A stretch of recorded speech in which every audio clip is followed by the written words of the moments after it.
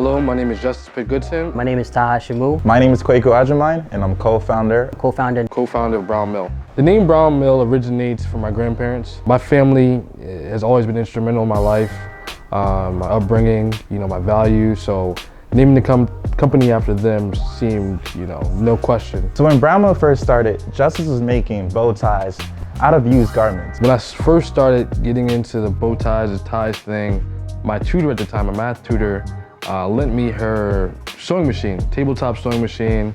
And after that, I just kind of taught myself how to sew, whether it be YouTube videos or just trying it out, trial and error. I taught myself how to sew. Started off with bow ties, into regular ties, into collared shirts, then into pants, into jackets. It just became endless. Once I got to high school, I met two of my friends and business partners, Taha Shamu and Kwaku Ajamang. Taha, lead of graphic design at the time, and Kwaku, lead of sales. And from there, it grew.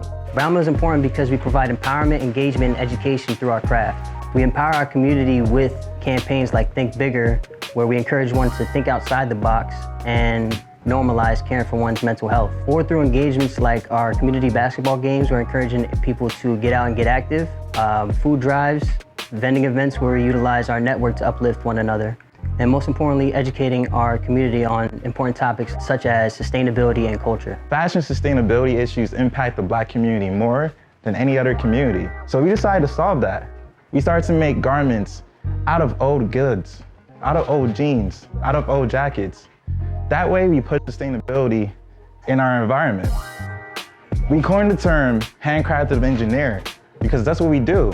In our store, we have many sewing machines and great tailors who could turn old goods into new goods, mend your pants, and do alterations. We actually do graphic apparel as well.